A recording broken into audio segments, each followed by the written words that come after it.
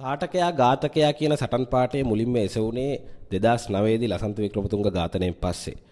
අද මේ කතා කරන රාජපක්ෂවරුන් ගැන රාජපක්ෂ පවුල ගැන කතා කරද්දී වරුන් කිව්වම අපේ කට්ටියට තරහ යනවා. රාජපක්ෂ පවුල ගැන කතා කරද්දී තියෙන මේ ඝාතන චෝදනා වල ආරම්භය අද මෙතනට එකතු වෙච්ච මේ විරෝධය ආරම්භුනේ අතනින්.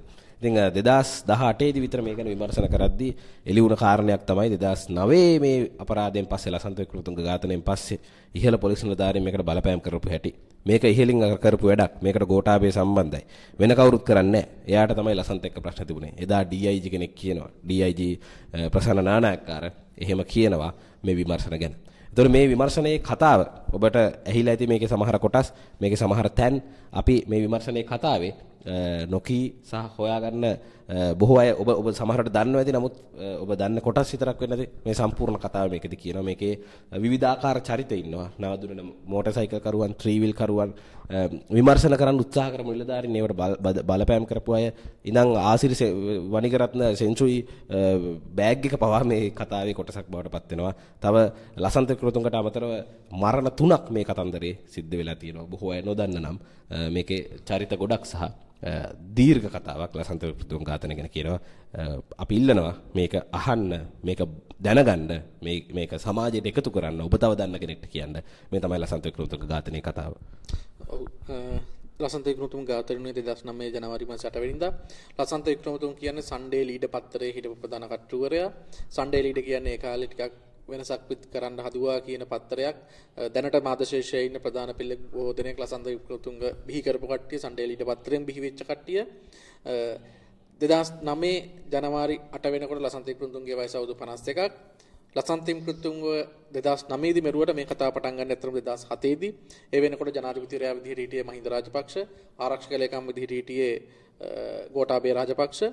අපි මේ කතාව තරින්ද කියන්න පටන් ගන්නේ මුලින්ම කියන්න ඕන මේ ලසන්ත මරලා අවුරුදු 13කින් මේ කතාව කියන්නේ. හැබැයි අද වෙනකන් ලසන්ත වික්‍රමතුංග මරපු හෝ මරන්න අනුබල දුන්නු මරන්න නියෝග දුන්නු කිසිම කෙනෙක් අත්අඩංගුවටපත් වෙලා නැහැ. එවැනි පසුබිමක තමයි තරින්ද අපි මේ කතාව කියන්න පටන් ගන්නෙ. මේ කතාව 2007 දී පටන් ගන්නෙ. ඒ තමයි අපි හැමෝම දන්නවා මිග්ගුවන් යානා මිලදී ගණන්දි වෙච්ච මහා පරිමාණ වංචා දූෂණ ගැන සහ මේ ආණ්ඩුවේ යුක්‍රේනයත් එක්ක තියෙන සම්බන්ධය අපි දන්නවා යුක්‍රේනයත් එක්ක තමයි මිග්ගානා ගනුදෙනු සිද්ධ වුණේ. ඒ කම්පැනියක් එක්ක යෝෂිත රාජපක්ෂට විශේෂ ශිෂ්‍යත්වයක් ලැබුණෙත් ඒ යුක්‍රේනෙම තමයි. ඔව් 2007 ජූලි මාසේ 15 වෙනිදා සන්ඩේ ලීඩ පත්තරේ විශේෂ අනාවරණයක් කරනවා මිග්ගුවන් යානා ගනුදෙනු සම්බන්ධයෙන්. ඒ වගේම 2008 ජූලි මාසේ 29 වෙනිදා 2007 අගෝස්තු 2007 ජූලි මාසේ 29 වෙනිදා 2007 අගෝස්තු මාසේ 5 වෙනිදා 2007 සැප්තැම්බර් මාසේ 2 වෙනිදා එක දිගට ලසන්ත වික්‍රමතුංග මේ මිග්ගුවන් යානා ගනුදෙනු ගැන අනාවරණය කළා. මෙහෙම අනාවරණය කරගෙන යද්දී ලසන්ත වික්‍රමතුංග නවත්තන්න නැතුව අනාවරණය කරගෙන යද්දී දැන් ජනාධිපති ඒ කාලේ ආරක්ෂක ලේකම් ගෝඨාභය රාජපක්ෂ ඉස්සර මීඩියා වල නම කියන්නේ මම හිතන්නේ මේ සන්ඩේ ලීඩ් එකේ නම ගියාට නම කියලා වචනයක් ගහන්න සන්ඩේ ලීඩ් සහ රාවේ අරුණම නම කියලා වචනයක් ගහන්න කවුරුත් බයයි විශේෂයෙන් ඔය ගෝඨා කියන අකුරු දෙක කොහොමද කියන්නේ ගෝඨා කියන අකුරු දෙක මම හිතන්නේ ලීඩ් එක සහ රාවේ විතරයි පාවිච්චි කරේ ඒ අකුරු දෙක සිරස පවා ඔය මහින්ද රාජපක්ෂ ගෝඨාභය රාජපක්ෂගේ නමකී දේශපාලකයෝ නම කියද්දි තම ටී ගාලා එහෙම තමයි විනාය ගෝඨට යෝජනා කරන වීඩියෝ එකක් දැම්මත් ටීක් කරලා තමයි ගෝඨගේ නම කපන්නේ. ඔව්. ලසන්ත වික්‍රමතුංග එක දිගට මේ මිග්ගුවන් යානා ගනුදෙනුව ගැන අනාවරණය කළාද සන්ඩේ ලීඩ පත්තරෙන් 2008 අවුරුද්දේ පෙබරවාරි 22 වෙනිදා ගෝඨාභය රාජපක්ෂ ගල්කිස්ස දිසාධිකරණයේ නඩුවක් දැම්මා ලසන්ත වික්‍රමතුංගට විරුද්ධව දිසම් මේ සිවිල් නඩුවක් රුපියල් බිලියන 1000ක වන්දියක් ඉල්ලලා ලසන්තගෙන් සහ ලීඩ පබ්ලිකේෂන් ආයතනයෙන්. අපි දන්නවා ජනමාධ්‍යවේදීන් නිසා ජනමාධ්‍ය ආයතන වලට මිලියන 1000ක් ගෙවා ගන්න බෑනේ. එතකොට එහෙම නඩුවක් දැම්මහම මේ ලසන්ත වික්‍රමතුංග මේක ලියන එක නවත්තයි කියලා සමහරට ගෝඨාභය රාජපක්ෂ හිතන්න ඇති. විශේෂයෙන් ගෝඨාභය රාජපක්ෂ වගේ කෙනෙක් සතු බලය. එතකොට අපි දන්නවා අධිකරණය තුල වුණත් ඒ බලයට තියෙන හයිය සාමාන්‍යයෙන් එහෙම නමකට උන්ට නීතිඥවරු කොච්චර මේව කරන්න පුළුවන්ද? එතකොට මේ නඩුව දැම්මෙම ඒ දාන මොහොතේදී මේක නතර වෙයි කියලා හිතාගෙන. නමුත් ඒක එහෙම වෙන්නේ නැහැ. ඔව් 2008 නොවැම්බර් මාසේ 9 වෙනිදා නඩුව දැම්මට පස්සේ 2008 නොවැම්බර් මාසේ 9 වෙනිදා සන්ඩේ ලීඩ පත්තරෙන් මිග්ගුවන් යානා ගනුදෙනුව ගැන තවත් අනාවරණයක් කරනවා. මම හිතන්නේ මට මතක විදිහට ඒකේ ගෝඨාභය රාජපක්ෂගේ ෆොටෝ එකකුත් යනවා. මේකෙන් පස්සේ එකපාරට ආයෙ කලබල වෙනවා. ගෝඨාභය රාජපක්ෂ ආයෙ නීතිඥවරුන් ලව්වා 2008 දෙසැම්බර් 5 වෙනිදා ගල්කිස්ස දිසාධිකරණයට කරුණු දක්වනවා. මේ දිගින් දිගටම Tamanට විරුද්ධව මෙහෙම යනවා. මේක නවත්තන්න කියලා ඉල්ලීමක් කරනවා. වාරණ නියෝගයක් ඉල්ලනවා. එතකොට ගල්කිස්ස දිසා විනිසුරු ප්‍රියන්තද සිල්වා මහත්මයා මේ නියෝගයක් දෙනවා මේ ගෝඨාභය රාජපක්ෂ සම්බන්ධයෙන් අපහාසාත්මක දේවල් නෝ මේ ඉගුවන් යන දඬුවම් දාල් දේවල් සන්ඩේ ලීඩ පත්තරේ දාන්න එපා කියලා. එතකොට මම මේකට එකතු කිරීමක් කරොත් එහෙම එදා අපි මේ කතා කරන්නේ මේ අද ඉන්න වැරදි නන්ද ගැන නෙවෙයි. ඒ කියන්නේ අද ගෝඨාභය විරුද්ධව කතා කිරීම සාමාන්‍ය දෙයක් වෙලා තියෙනවා. කතා නොකළොත් තමයි පුදුම වෙන්න ඕනි. නමුත් එදා ගෝඨාභය රාජපක්ෂ කියන්නේ ස්පර්ශ කරන්න බැරි කලාපයක්. එතකොට එතන ලසන්තට ලොකු කරේජ් එකක් තියෙනවා. නඩුව දැම්මට පස්සෙත් කතා කිරීම එතරම් කරේජ් එකක් තියෙනවා. සාමාන්‍යයෙන් මේ වගේ දේවල් වලදී නඩුව වැටුනම නඩුවේදී වාරණ්‍යෝගයක් දුන්නත් ඒක අතුරු නියෝගයක් ඒක නඩුවේ තීන්දුව නෙමෙයි. එතකොට අවස්ථාවක් ලැබෙනවා මාධ්‍ය වෙදිට අපිට උනත් අපි සාමාන්‍ය දැන් මාධ්‍ය වෙදින විදිහට අපි ලියනකොට අපේ ලියන කරුණු මෙච්චරයි. අපි මේ වීඩියෝ එකේදී අපි කියන කරුණු වල ලිමිට් එකක් තියෙනවා. සමහර සිද්ධි අපි කියන්නේ මේ බී වාර්තාවල තියෙන. මොකද මේක කෙටි අපි යම්කිසි කෙටි මේකක් තියෙන්නේ. ඒක ඇතුලේ අපි කතාව කියන්න ඕනේ. නමුත් එතකොට අධිකරණයක වගේ තැනකදී ලසන්තට chance එකක් ලැබෙනවා, ඉඩක් ලැබෙනවා මේ සියලු කරුණු එලිදරව් කරන්න, කියන්න, අධිකරණයේදී ඔප්පු කරන්න, කරුණු දෙකේ එන්න.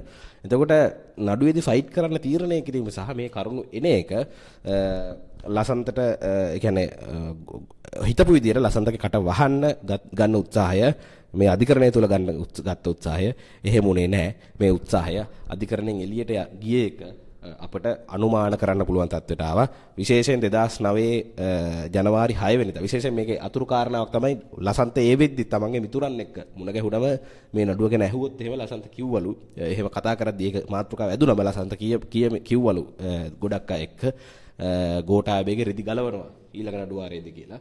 ඒ වචන කෙසේ වෙතත් එහෙම කිව්වලු. එතකොට ඊළඟ නඩුවාරය ලසන්ත කුමන කරුණු ඉදිරිපත් කරයිද මේ නඩුව කොහෙට කරයිද කියන අවධානම තිබුණා. එවැනි පසුබිමක 2009 ජනවාරි 6 වෙනිදා සිරසට කුප්‍රකට ප්‍රහාරය එල්ල වෙනවා. මේ ප්‍රහාරයේදී එතන රෑම ඇවිල්ලා ඔබ දැකලා ඇති ලසන්තගේ අර තියෙන මෙහෙම ඉලක් තියෙන මේ වගේම ටී-ෂර්ට් එක ඒක ඇඳගෙන ලසන්ත දෙන වොයිස් කට් එකත් බොහෝ අය දැකලා ඇති. ඔව් දැන් දිසාද ගැන නඩුව දැම්මහම ලසන්ත වික්‍රමතුංගට දෙකක් කරන්න තිබ්බ. ඒ තමයි ගෝඨාභය රාජපක්ෂ කීර්ති නාමයක් නැහැ, කීර්ති නාමයට හානි වෙන්න කියලා. ගෝඨාභය කියන්නේ කීර්ති නාමයක් නැති මිනිහෙක් කියලා පෙන්නලා ලසන්ත නිදහස් වෙන්න පුළුවන්. ඊළඟ එක තමයි ගෝඨාභය මේක මේ මිග්ගම්දුණු සම්බන්ධයි කියලා ඔප්පු කරලා ලසන්ත නිදහස් වෙන්න පුළුවන්කම තිබ්බා. මෙහෙම තියෙද්දි නඩුව දාලා මාසයකට නඩුව දිසාධිකරණයේ වාරණ නියෝගය දාලා මාසයකට පස්සේ ජනවාරි 8 වෙනිදා මේ අපේ කතා බහ පටන් ගන්නවා. උදේ 8:10ට විතර මේ පූර්වාරාම පාරේ කන්දවත්ත ටෙරස් පාරේ ලසන්තේ ගෙදර තිබ්බා. ඒ ගෙදර ටිකක් දුරින් වංගුවක් තියෙනවා. ටිකක් දුරින් තියෙනවා තේ කඩයක්. ඒ තේ කඩේකව සාමාන්‍යයෙන් සුපුරුදු විදිහට ට්‍රිවිල් ලයින් හතර කරලා තියෙනවා. හැබැයි මේ කියන දවසේ ඒ කියන්නේ 2009 ජනවාරි මාස 8 වෙනිදා උදේ 8:10ට විතර තවත් ආගන්තුක දෙන්නෙක් ඉන්නවා. එක්කෙනෙක් බයික් එකේ ෆුල් ෆේස් හෙල්මට් එකක් දාගෙන ඉන්නවා. අනිත් මිනිස්සයා ඉන්නවා හෙල්මට් එක ගලවලා මේ සිගරට් එකක් බිබී. මෙහෙම ඉඳි තරින්දු අර ටීවී එකේ කෙනා පත්තරයක් බලාගෙන හිටියේ. උදේ 8:20 විතර ලසන්ත වික්‍රමතුංග ඒ ටෙරස් පාරේ ගෙදරින් පිටත් වෙනවා. පිටත් වෙලා වංගුව හැරලා කඩේ පහස් වෙනවා. කඩේ පහස් වෙනකොටම මේ අර සිගරට් එක බිබී හිටපු ආගන්තුක පුද්ගලයා කියනවා අන්න එනවා කියලා. ලසන්ත ගියාට පස්සේ බයික් එකේ නැගලා දෙන්නම යනවා. ලසන්තගේ වාහනේ පස්සෙන් අර ට්‍රිවිල් එකේ හිටපු මිනිස්සයාට මේක ගැන සැකයක් එනවා. එයා දැන් මෙතන දැන් මේ චරිත අඳුරගත්තොත් එහෙම දැන් මෙතනට ආපු දෙන්න. ඒ කියන්නේ නාදුරට දෙන්නෙක් බයික් එකේ ආපු දෙන්න. ට්‍රිවිල් එක කියලා හැවදාම ඉන්න මෙතන ට්‍රිවිල් එකේ කෙනෙක්. එතකොට මෙයා දන්නවා. මෙයා ලසන්තව දන්නවා. එතකොට එවැනි පසුබිමක එයාට මේ එතකොට මේ චරිතය එතකොට කඩේ තවා ඇති. මේ කඩයක් උදේ 8:10ට විතර උදේ පාන්දර කඩයක්. මේ නාදුරට දෙන්න මේ ලසන්ත වික්‍රමතුංග පිටිපස්සෙන් බයික් එකේ යද්දී ලසන්ත වික්‍රමතුංග කවුද ඔහුගේ භූමිකාව මොකක්ද කියලා දන්න අර ට්‍රිවිල් රියදුරා සැකයක් ඇති කරගන්නවා. ඒකට සැක හිතලා කඩේ ඉඳපු අයටත් කියනවා. ඒත් එකම ට්‍රිවිල් රියදුරා අහල පහල නිසා දන්නවා ලසන්තගේ රියදුරාව. මතකද දැන් ලසන්ත ගියේ වාහනේ තමන් පැදගෙන. ඔව් කියන්නේ මේ ට්‍රිවිල් රියදුරා නෙමෙයි අතරම මෙයා දන්නවා. කඩේ එක්කෙනා. කඩේ එක්කෙනා දන්නවා. ඔව් කඩේ එක්කෙනා කතා කරා රියදුරාට.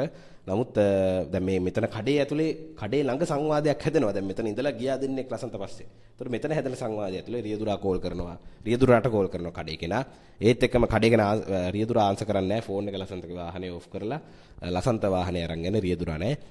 ඒ පසුබිමේ ට්‍රිවිල් රියදුරා පුරවැසියෙක් විදියට අසල්වැසියෙක් විදියට විමසිලිවත් කෙනෙක් විදියට තමන්ට යා හැකි දැන් සමහර මිනිස්සු අනේ මේ බලන්න මාර වැඩේද කියලා ඉන්නවා. නමුත් ඔහු ඊටාම හොඳ භූමිකාවක් ඉටු කරා. ඔහු මේ සමහර කරුණු එළි නොවෙන්නත් තිබුණා. ඔහු ඒක නොකරනම් ඔහු අද ඔහු ඉතිහාසයේ නමක්වත් නැතුව යට ගිය කෙනෙක්. නමුත් ඔහු හොයාගෙන යනවා ලසන්තගේ ඔෆිස් එකට. ඔව් දැන් ඊළඟ වැදගත් කාරණේ තමයි දැන් සමහරව දැන් හිතන්න පුළුවන් උඹලා මේ අවුරුදු 14කට පස්සේ මොනවද කියන්නේ දැන් මේ කතා ගොතලා කියනවද කියලා. අපි මේ කතා ගොතලා කියන එක්කන ඒව නෙමෙයි මේ ත්‍රියෝදරා මේ දැකපු කට්ටිය මේ ඔක්කොම කට උත්තර දීලා තියෙනවා.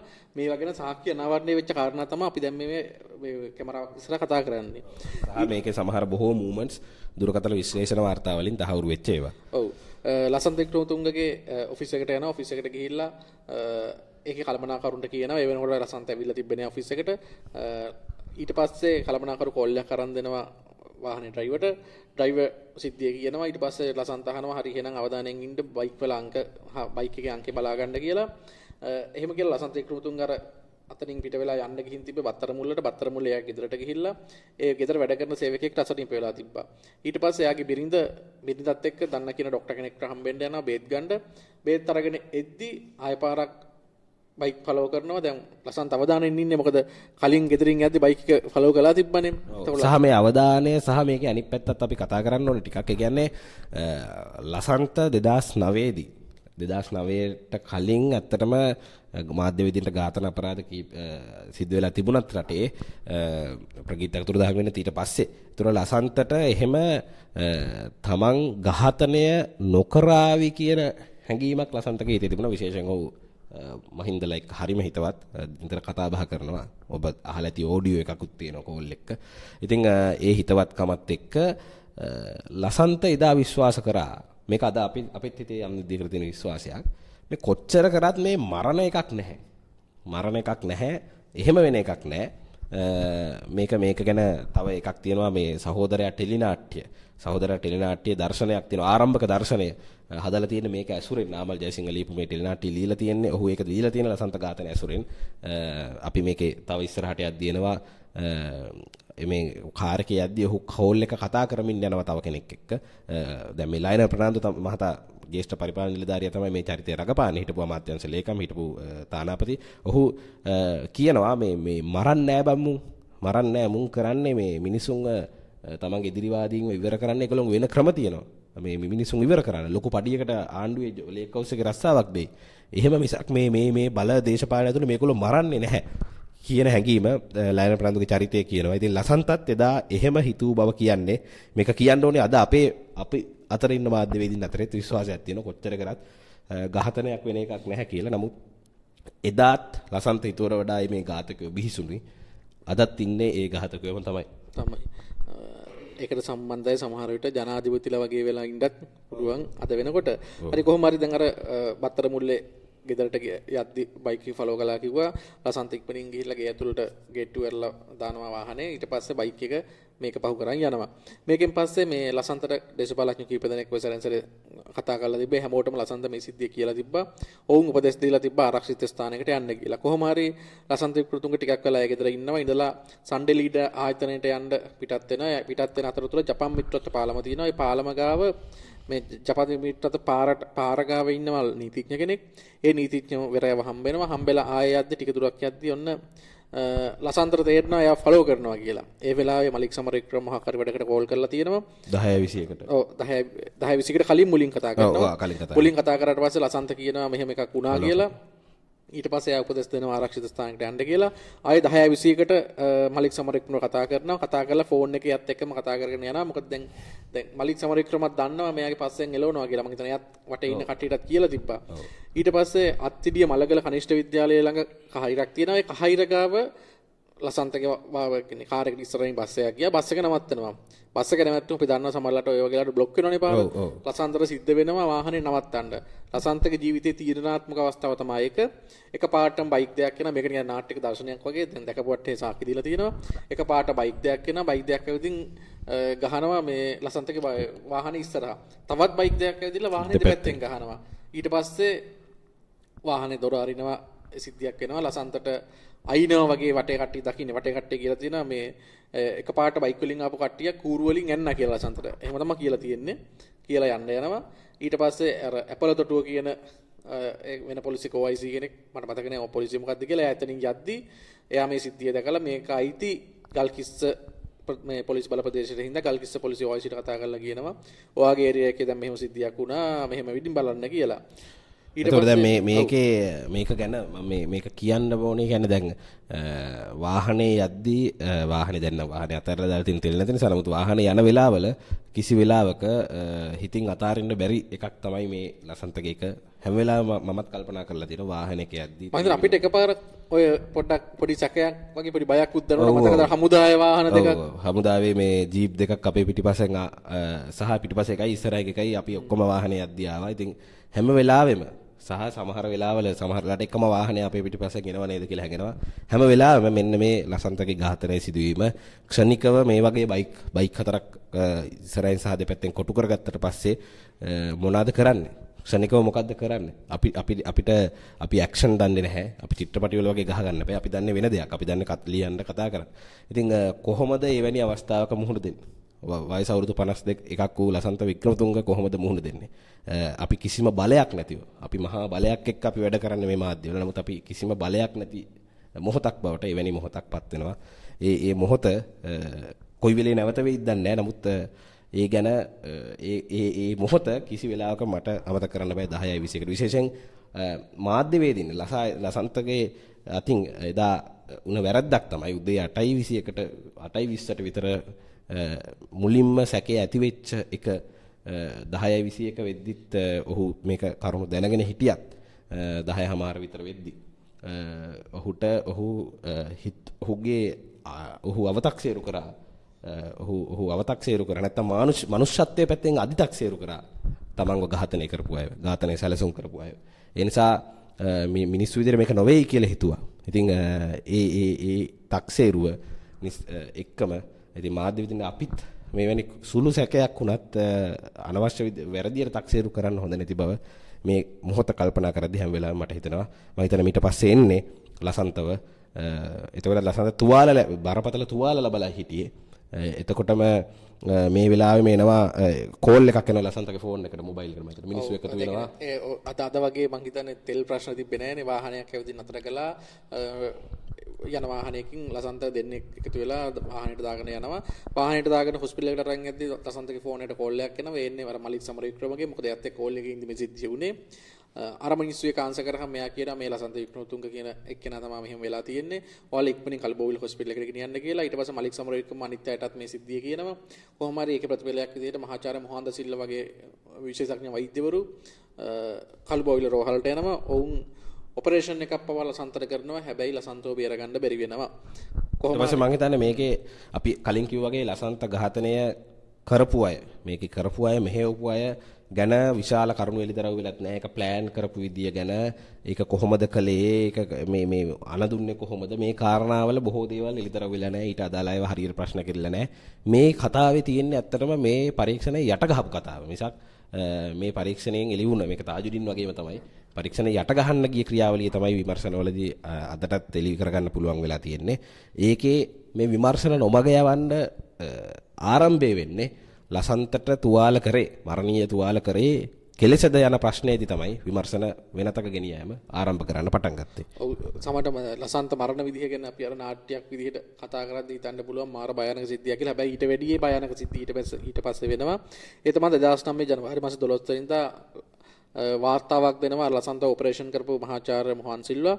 ඒ වාර්තාවේ කියනවා ලසන්තගේ ශරීරයේ මේ උණ්ඩ කොටස් කිසිම දෙයක් තිබෙත් නැහැ. උණ්ඩ පිට විච්ච තැනක් තිබෙත් නැහැ. ඒ කියන්නේ මේක මේ වෙඩි තැබීමකින් වෙච්ච මරණයක් නෙමෙයි කියලා ඔහු කියනවා. ඒ වගේම රස පරීක්ෂක ඇවිල්ලා පරීක්ෂා කරනවා. පරීක්ෂණ පවත්වනවා යාදාළ ප්‍රදේශයේ.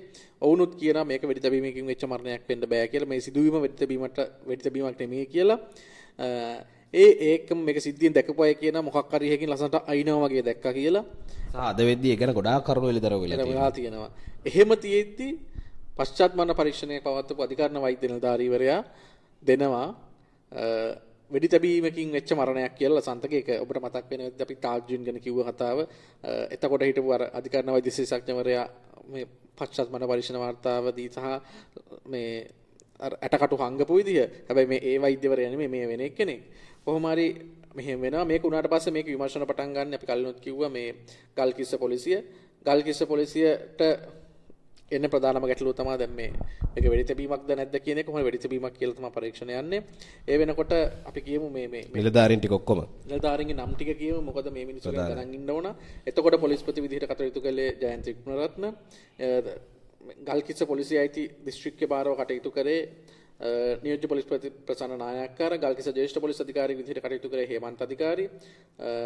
ගල්කිස්ස පොලිසිය අධීක්ෂණය කරා සහකාර පොලිස් අධිකාරී එස්.සී. ගුණවර්ධන. ගල්කිස්ස මූලස්ථාන පොලිස් පරීක්ෂක විදිහට ප්‍රධාන පොලිස් පරීක්ෂක මහේෂ් පෙරේරා හිටියා. ගල්කිස්ස පොලිසිය අපරාධ අංශයේ ස්ථානාධිපති විදිහට හෙට්ටිආරච්චිගේ තිස්සසරි සුගතපාල හිටියා. ඔබ මතක තියාගන්න හෙට්ටිආරච්චිගේ තිස්සසරි සුගතපාල කියන නම මේකින් පස්සේ ප්‍රධාන චරිතයක් බවට පත් වෙනවා තිස්සසරි සුගතපාල. මම හිතන ලසන්ත වික්‍රමතුංගගේ කතාව ඝාතනය නම් වූ කතාවේ ලසන්ත අරුණම ඊළඟ වැදගත් චරිතය තිස්සසරි සුගතපාල වෙන්න ඕන. වෙනවා. තිස්සසරි සුගතපාල විමර්ශනට ආරම්භ කරනවා. මේක මේ කට උත්තර අරගෙන මේ සාකි සටහන් කර ගැනීම මගේ වෙනකොට කලේ පොලිස් පරීක්ෂක ලලිත් විරසිංහ. ලසන්ත වික්‍රමතුංගගේ වාහනේ තිබිලා හොයාගන්නවා ලසන්ත වික්‍රමතුංග පාවිච්චි කරපු නෝට්බුක් එක. ඒකේ ලසන්ත වික්‍රමතුංග ඉංග්‍රීසියෙන් යම් දේවල් සටහන් කරලා තිබ්බා. කුයිතාංශියංග දේපල දැන් සාමාන්‍යයෙන් මෙහෙම එකක් හම්බුනහම මුලින්ම කරන්නේ අර දේපල කුයිතාංශ වලට ඇතුල් කරනවා. දේපල කුයිතාංශියංග 101 ඇලයිරක් 0.9 කියන අංකයෙන් මේක ඇතුල් කරනවා ඒ පොලිස් පරීක්ෂකවරයා. ඊට පස්සේ තිස්සසරි සුගතපාල මේ නෝට්බුක් එක ගන්නවා. එයා අරගෙන බලද්දි මේ පොතේ නෝට්බුක් එකේ පිටු 160ක් තියෙනවා. 160න් 126කම යම් දේවල් ලියලා තියෙනවා. දැනට පරීක්ෂකයෝ සැක කරන විදිහට මේකේ තිබිලා තියෙන්නේ අර ලසන්ත වික්‍රම මොකද මිඥානා ගනුදෙනුව සම්බන්ධයෙන් යම් තොරතුරු කියලා තමයි දැනට සැක කරන්නේ. මේ පොතේ තවත් විශේෂ දෙයක් තියෙනවා. ඉස්සරහා සහ පසුපිට පස්සේ පිටුවල බයික් අංක ලියලා තියෙනවා. බයික් දෙකක අංක දෙකක් ලියලා තියෙනවා. මම අහලා තියෙන විදිහට ලසන්ත වමත් එක්කෙනෙක් ඒතර ලසන්ත වාහනේ ජනගමන් ඩ්‍රයිව් කරගෙන යන ගමන් දකුණු අතින් මේ දකුණු අතින් මොකක්ද ඒකට කියන්නේ නුහුරු අතින් නෑ දකුණේ මොකක්ද ස්ටියරින් වීල් එක ඒක මේව කරන් යන ගමන් වම් අතින් නෝට්බුක් එකේ සටහන් කළා කියලා තමයි හිතන්නේ.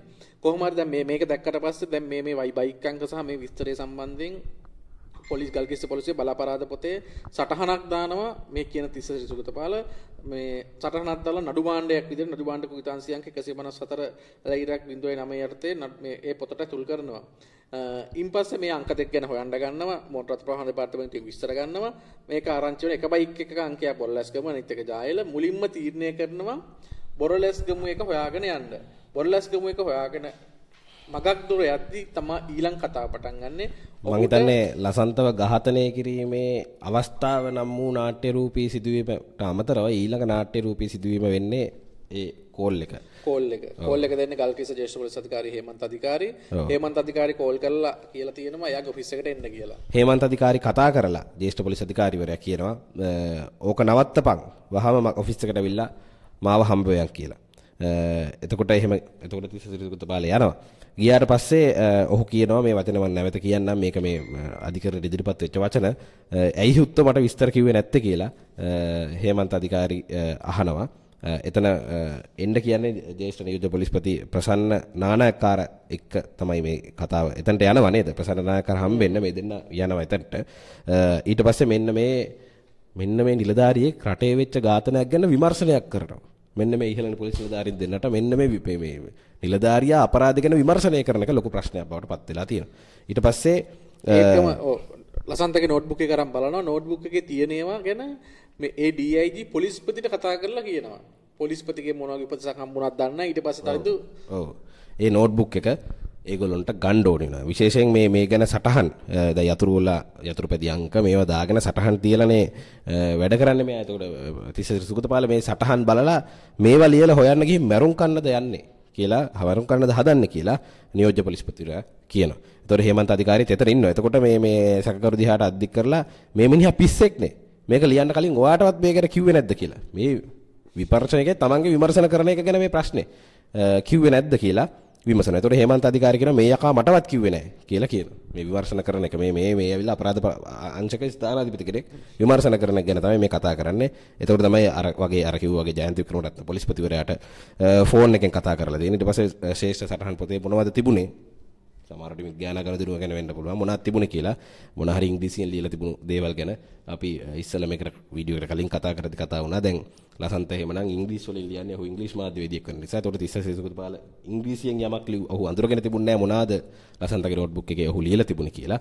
ඉතින් අපි නම් ලියන්නේ සිංහලෙන්. හැබැයි අපේ නෝට්බුක් එක ගත්තත් පොලිස් ඔහොම මොන හරි වුණා නම් කියයි මේ මොකක්ද භාෂාව කියලාවත් දන්නේ නැහැ කියලා. මොකද අකුරු වල හැටි බලලා කොහොම හරි මේ කොහොම හරි මේ එතන තියෙන්නේ විහිළුවක් නෙවෙයි. ඇත්තටම මේක නාට්‍ය රූපී සිදුවීමක්. ඝාතන අපරාධයක් ගැන ප්‍රකට ඝාතන අපරාධයක් ගැන විමර්ශන කිරීම ඉහළ නිලධාරීන්ට ප්‍රශ්නයක් වීම. ඊට පස්සේ කියනවා මේ කොළ ටික ගන්න කියන ශේෂ සටහන් පොතයි මේ GCIB කියන්නේ මම හිතන්නේ මේ grave crime ඔව් බලාපරාධ ලොකු අපරාධ සම්බන්ධ පොත. මෙතකොට මේකේ පිටු ටික ගන්නවා. මේකෙදී මේක නම් තියෙන්නේ මේ කොළ ටික ආරක්ෂක ලේකම් ගෝඨාභය රාජපක්ෂ ඉල්ලනවා. ඒක දෙන්න වෙනවා කියලා තමයි ඉල්ලලා තියෙන්නේ. ඊට පස්සේ කියනවා නියෝජ්‍ය පොලිස්පති නැවත කියනවා තමුසෙටත් ලසන්තට වෙච්ච දේ තමයි වෙන්නේ. තමුසෙට ළමයි ඉන්නවනේ. උන්ගෙන් මැරුම් කන්නේ නැතුව තමුසගේ සටහනයි නෝට් පොතයි මට දෙනවා කියලා තියෙනවා. එතකොට හේමන්ත අධිකාරීත් කිසි විරුද්ධත්වයක් නැතුව ඉන්නවා එතන. ඒ විදිහට නියෝජ්‍ය පොලිස්පතිවරයා සටහන් පොත මේව ගන්න. ඔව් ඉන් පස්සේ හැබැයි ට්විස්ට් එකක් තියෙනවා කතාවේ. ඔව් ඊට පස්සේ තිස්සරි සුගත පාලා ගිහිල්ලා මේ නෝට්බුක් එකේ මැද ටික ඉංග්‍රීසියෙන් තිබ්බට තේරෙන්නේ නැහැ. ඒ ටික මොනවත් කරගන්නේ නැහැ. ඉස්සරහ පිටුවයි පිටිපස්ස පිටුවයි ෆොටෝකොපි කරගන්නවා. ෆොටෝකොපි කරගෙන ඉන් පස්සේ අර බලාපරාධ පොතේ පිටු ඉරන්න කියනවා. ඒවත් ඉරලා ෆොටෝකොපි කරගෙන අර ටික ගිහින් දෙනවා. ගිහින් දීලා ඊට පස්සේ අර දුන්න පොතට සමාන පොතක් මොනවත් නැති හිස් පොතක් හොයලා ඇතුල් කරනවා පොතට. තවදුරටත් විමර්ශන කරගෙන යනවා. අපි මේ විමර්ශන ගැන තව පොඩ්ඩකින් කතා කරමු. ඊට පස්සේ වෙච්ච දේ ඊට පස්සේ කතා කරලා ඉන්න ඕන. ඒ තමයි 2009 පෙබරවාරි 25 වෙනිදා මේ විමර්ශන අපරාධ පරීක්ෂණ දෙපාර්තමේන්තුවට බාර දෙනවා. ඔවුන්ට ටික දවසයි මේක විමර්ශන කරගෙන යන්න පුළුවන් වුණේ. ඊට පස්සේ හරියටම 2010 ජනවාරි පෙබරවාරි මාසේ 7 වෙනිදා රහස් පොලිසියෙන් විමර්ශන අයින් කරලා නියෝජ්‍ය පොලිස්පතිවරයාට වාකිෂ්ඨ හිටියේ. එයාගේ අධීක්ෂණය යටතේ තියෙන ත්‍රස්ත විමර්ශන කොට්ටාසයට බාර දෙනවා. ලසන්ත ක්‍රුතුංගගේ දැන් TID එක මේක ගැන අත්‍තරම ඉන්ක්වයරි ගමන් කොහොම ඉන්ක්වයරි කරගෙන යනවා. ඉන්ක්වයරි කරන් යද්දි එකපාරට දැන් ටවර්ස් චෙක් කරනවා, දුරකථන විශ්ලේෂණ වාර්තා බලනවා, වෙන වෙන පරිවේෂණ මේ සාක්ෂි හොයනවා, පරිවේෂණීය සාක්ෂි. මේව හොයන් යද්දි අහුවෙනවා ලසන්තත් එක්කම තවත් දුරකථන පහක් එයාගේ පස්සෙන් යන තැන් වලට ගිහින් තියෙනවා කියලා. ඒ දුරකථන ගිහින් තියෙනවා නෙමෙයි දුරකථන අංක සහිත පිරිස් ගමන් කරලා තියෙනවා පහක් කියලා. 811 812 831 861 951 වගේ අංක වලින් ඉවර වෙන දුරකථන අංක පහක් තමයි අරන් තියෙන්නේ. මේ ගැන සම්පූර්ණ අංක ඕනනම් කියන්න පුළුවන්. ඒ කාලේ නම් මම ලිව්වත් එක්ක සම්පූර්ණ අංක දැන් ආය අවශ්‍ය නැහැ. ඔව් ඊට පස්සේ මේක ගත්තේ කොහෙන්ද කියලා අනාවරණය වෙනවා. ඊට 2008 නොවැම්බර් මාසේ 12 13. ඒ කියන්නේ හරියටම අර ලසන්ත වික්‍රමතුංගට ගෝඨාභය රාජපක්ෂ නඩුවක් දාලා වාරණ නියෝගය අරගෙන දවස් කීපයකට පස්සේ අපි කිව්වනේ කලින් කතාව කියද්දි උසාවියේ වාරණ නියෝගයක් තිබ්බත් ලසන්ත කියන කෙනා සමාජයට ඔක ලියන්න ඉඩ තිබ්බා. දින කීපයකට පස්සේ තමයි අංක අරන් තියෙන්නේ මේ වොල්කට් මාවතේ කමියුනිකේෂන් එකකින්. මේව අරන් තිබ්බේ නුවරඑළිය ජේසුදාසන් කියලා මිනිස්සෙක්ගේ ඩෙන්ටිටි කාඩ් එකට. ඊට පස්සේ 2010 පෙබරවාරි 26 වෙනිදා අපරාධ පරීක්ෂණ දෙපාර්තමේන්තුව ත්‍රස්ත විමර්ශන කොට්ටාසේ ජේසුදාසන් අත්අඩංගුවට ගන්නවා. ජේසුදාසන්ගෙන් ප්‍රශ්න කරද්දී අනාවරණය වෙනවා. ඔහු මේ වාහන හදන තැනක ගරාජ් එකක වැඩ කරන කෙනෙක්. ඒ ගරාජ් එකට නිතර යන කෙනෙක් ඉන්නවා. මරදාන ත්‍රිපෝලි උදහම්දා කනුරේ බුද්ධ්‍යංශ සමාජිකයේ බුද්ධංශ නිලධාරියෙක්. මෙයාට බොණ්ඩ දීලා ජේසුදාසන්ට බොණ්ඩ දීලා එයාගේ ඩෙන්ටිටි පාවිච්චි කළා මේ ඩෙන්ටිටි කාඩ් ගත්තා කියලා අනාවරණය වෙනවා. ඒ ගමම්ම ඒ බුද්ධංශ සමාජිකයව අත්අඩංගුවට ගන්නවා. ඒ අත්අඩංගුවට අරගෙන විමර්ශන කරගෙන යනවා. මේකේ මම හිතන්නේ ඒක අතුරු කාරණයක් තමයි ජේසුදාසන් දැන් කියනවා දැන් මගේ ඩෙන්ටිටි ගත්තා කියලා. සහ මෙතන කාරණා දෙකක්. එකක් තමයි බුද්ධ්‍යංශ හමුදාව ත්‍රිපෝලි කඳවුර කියන ඒවා මේ කතාවට සම්බන්ධ වෙන්නේ උතනින්. ඊට අමතරව ජේසුදාසන්ව දිගටම ඇතුළෙම තියාගෙන ඉන්නවා. සහ ඇතුළේදී ඔහු මේ කතාවේ පළවෙනි මරණය ලසන්ත අරුණම පළවෙනි මරණය තව මරණ දෙකක් තියෙනවා. එතකොට ජේසුදාසන් මරණයටපත් වෙනවා. මේක මරණයක්ද ඝාතනයක්ද කියන ගැන විමර්ශන සිද්ධ වෙලා නැහැ. නෑ.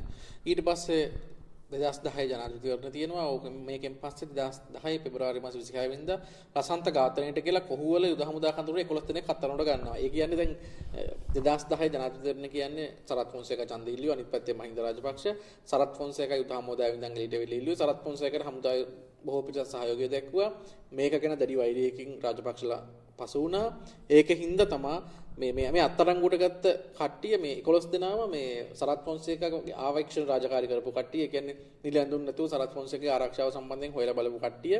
මේගොල්ලොන් අත්අඩංගුවට ගත්තා. මේගොල්ලෝ රජය පෙරලන්න කුමන්ත්‍රණය කළා කියලා කිව්වා. රැඳවුම් නියෝග අරගත්තා. හැබැයි මේගොල්ලොන්ව මේ දින 11ක් විතර තියාගෙන ඉඳලා මේගොල්ලොන් උසාවියටවත් දාන්න නැතුව පොලිස් සැප පිට දැන් මේ ඝාතන චෝදනාවකට ගන්නෙ.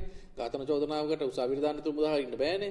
හැබැයි උසාවියට දාන්නෙත් නැතුව පොලිස් සැප දෙන්න බැරි වරදක් ඝාතනය කියන එක. මේ එහෙම නැතුව පොලිස් සැප පිට මුදා හරිනවා. මේකේ මේ සන්දර්භය කිව්වොත් එහෙම අපි කිව්වාගේ 2010 සරත් ෆොන්සේකා මැතිවරණ ඉදිරිපත් වෙද්දී ඔබ දන්නවා ඇති 2015න් පස්සේ මේ ලසන්ත ඝාතනය එක්නැලිගොඩ ඝාතනය ඇතුළු සිදුවීම් වලදී හමුදා නිලධාරීන් අත්අඩංගුවට ගන්නදී විශේෂයෙන් මේ වගේ බුද්ධිඅංශ නිලධාරීන් විමර්ශනයට ලක් වෙද්දී හමුදාව පොලිසිය පිටිපස්ස රණවිරුවන් පිටිපස්සෙන් රණවිරු දඩයම කියලා කිව්වා එදා රණවිරුවන් නිකන් රණවිරුවන් ගැන කිඹුල් කඳුළු හෙලන්න ගත්තා.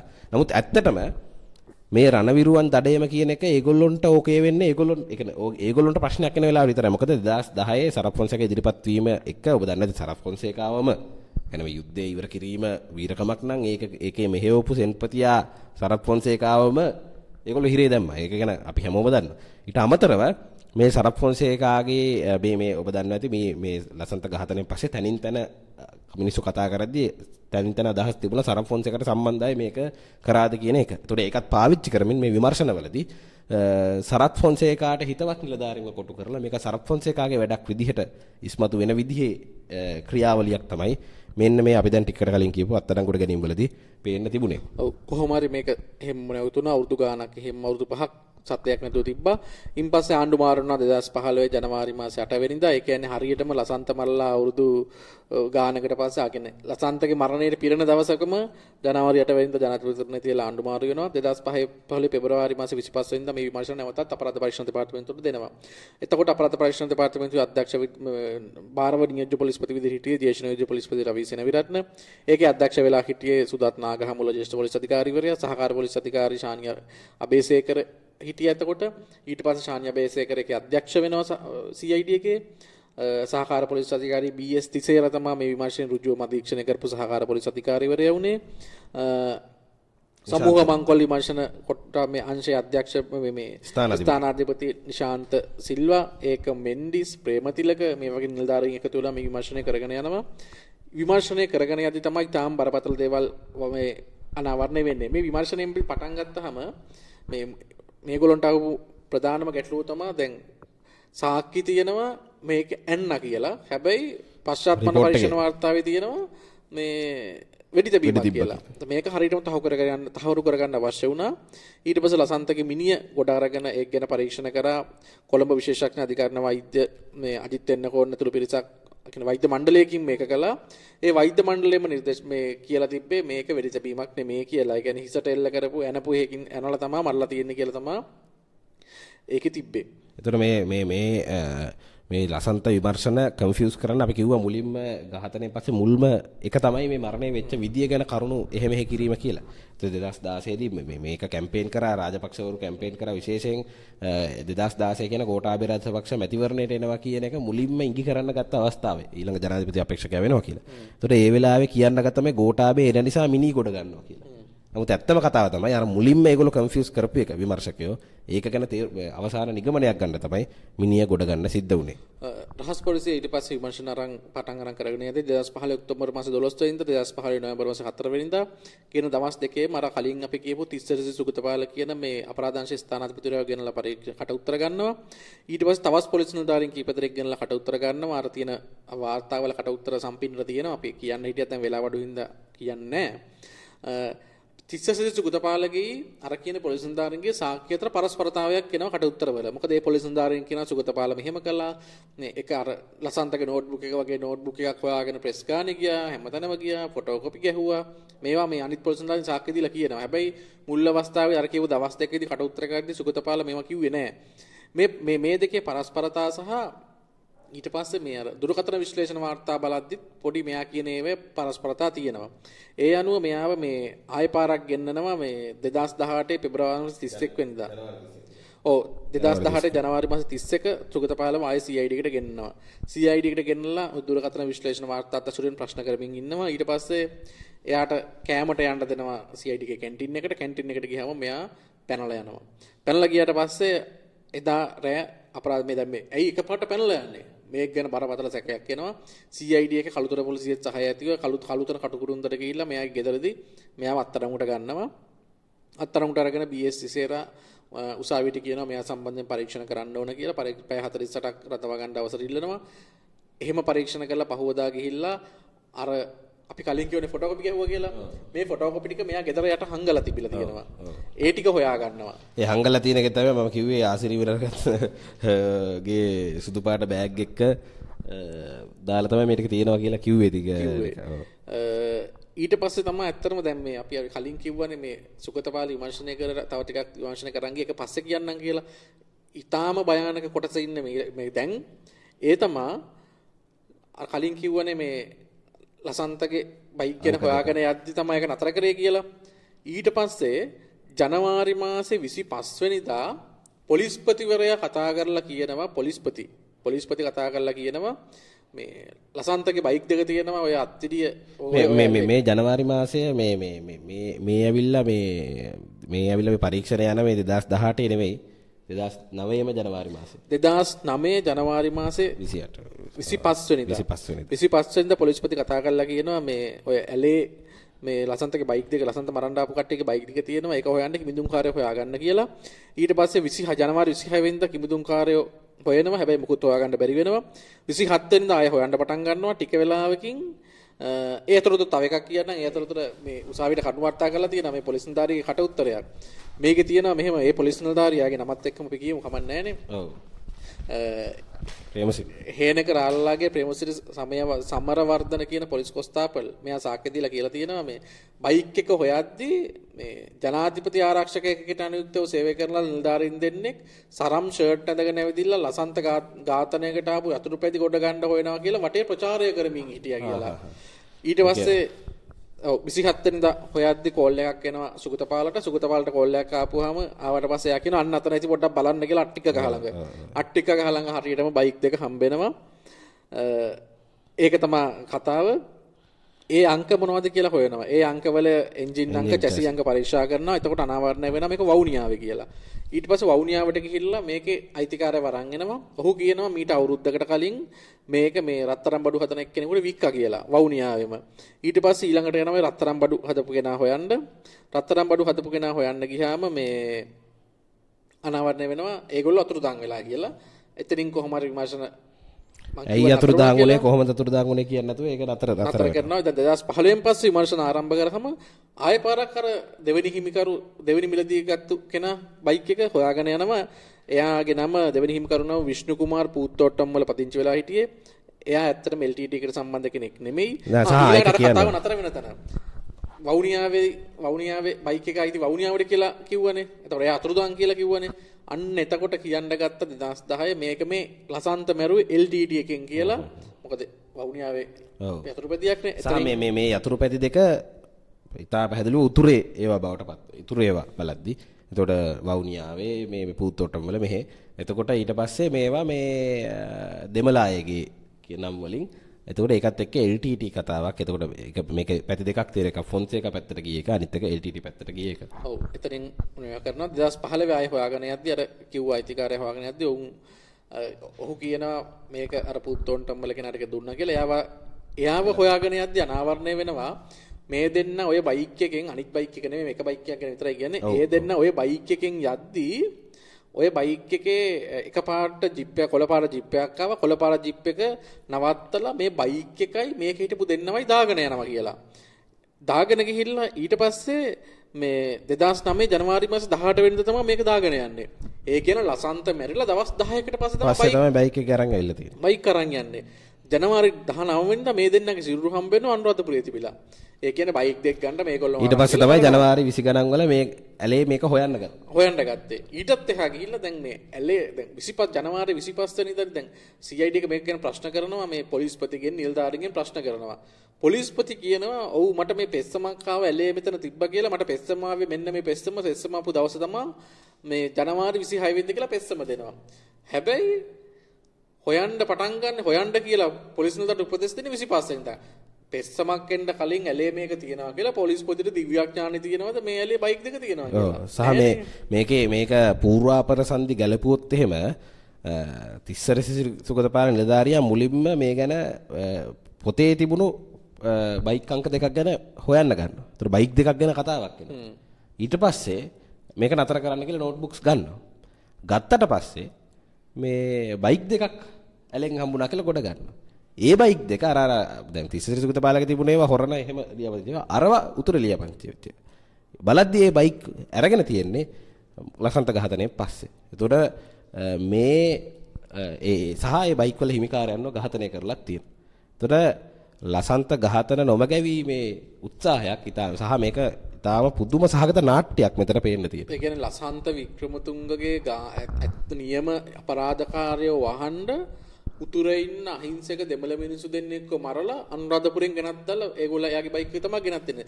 දැන් මේ විමර්ශන අපි දැන් මේ කතා කරද්දී දැන් මේකට ඇත්තටම අත්අඩංගුවට ගන්නවා පොලිසිය DIG හිම අත්අඩංගුවට ගන්නවා අත්අඩංගුවට ගන්න දැන් අප පිට ඉන්නවා. දැන් මේකෙදි 2019 නොවැම්බර් මාසේ ජනාධිපතිවරණයෙන් පස්සේ විමර්ශන නතර වුණානේ. සම්පූර්ණයෙන් මේවා වුණානේ. විමර්ශන කරගෙන ගියා නම් සමහරට ඉතුරු බයික් එක ගැන තව දේවල් හොයාගෙන යද්දී අපි දැනට කිව්වේ ලසන්තගේ මරණයෙන් පස්සේ වෙච්ච මරණ 3ක් ගැන විතරයි. තව මරණ ගොඩාක් එළි වෙන්න තිබ්බා. පුළුවන්. එක මරණයක් පිටපස්සේ. හැබැයි ජනාධිපතිවරණයෙන් පස්සේ මේක නතර වුණා. විශේෂම දේ තමයි 2019 ජනාධිපතිවරණ ඉවර වෙලා ගෝඨාභය රාජපක්ෂලා කරපු පළවෙනි දේ තමයි වර්තමාන පොලිස්පතිවරයාත් හරහා ශානි අබේසේකර අපරාධ පරීක්ෂණ දෙපාර්තමේන්තුවේ අධ්‍යක්ෂවරයව එතනින් අයින් කරලා ගාල්ලේ DIG ගේ PA කරලා දැම්මා. මේ විමර්ශනය කරපු අධීක්ෂණය කරපු රවිසේන විරත්න ෆෙන්ෂන් ගියා ඒ දවස්වලම. ඊට පස්සේ මේක අධීක්ෂණය කරපු BS තිසේරා කියන නිලධාරියා අයින් එතනින් අයින් කරලා දැම්ම තවත් DIG කෙනෙකුගේ PA කරලා. ඊට පස්සේ එතන හිටපු නිශාන්තට රට යන්න වුණා. නිශාන්ත ඔය වෙන දේවල් විශේෂයෙන් ශානිය බේසේකරට විඳින්න වෙච්ච දුක ටික දැක්කනේ. ඒත් ඒ ගැන මේකත් එක්ක නිශාන්ත ස්විට්සර්ලන්ත ගියා. ඒකත් එක්ක ඒ කතාව තමයි නිශාන්ත ස්විට්සර්ලන්ත ගියාට පස්සේ තාරාපති කාර්යාලයේ නිලධාරිනියකට සම්බන්ධ මේ පැහැර ගැනීම සහ දැන් අදටත් කතා කරන්න නැති ගානියා බැරිස්ටර් සිදුවීම් මාලාව උනෙත් ඒකස්සේ. ඊට පස්සේ මේක විමර්ශන කර ප්‍රේමතිලකලා මෙන්ඩිස්ලව අත්අඩංගුවට ගත්තා. බොරු වෙන බොරු චෝදනා දාලා ශානිය බේසේකරලා අත්අඩංගුවට ගත්තා. මෙහෙම තමයි මේ කතාව ඉවර වුණේ. දැන් තවම අද මේ කතා කරන මොහොත වෙනකන්වත් මේ ලසන්ත වික්‍රමතුංග කියන අවුරුදු 13ක් වෙලා කිසිම විමර්ශනයක් කියන්නේ විමර්ශනයේ ඉස්සරහට ගියේ නැහැ. අද වෙනකන් ලසන්ත මරපුව කෙනෙක් අත්අඩංගුවට අරගෙන නැහැ. සහ ලසන්ත වික්‍රමතුංග කියන්නේ කවුද? ඇයි එයා ගැනම අහන්නේ කියලා ප්‍රසිද්ධිය ජාත්‍යන්තර මාධ්‍ය ඉදිරියේ ගෝඨාභය රාජපක්ෂ දැඩි ආවේගකින් ප්‍රශ්න කරන හැටි.